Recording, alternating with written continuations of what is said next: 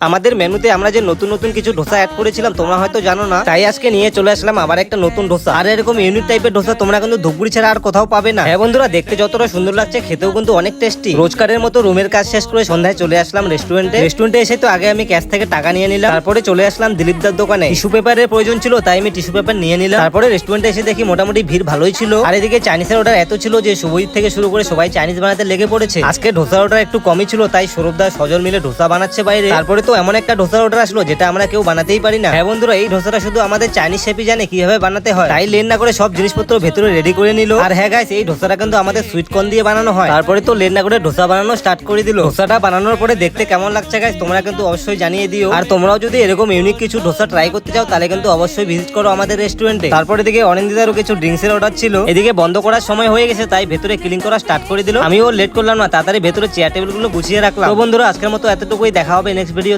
Tata.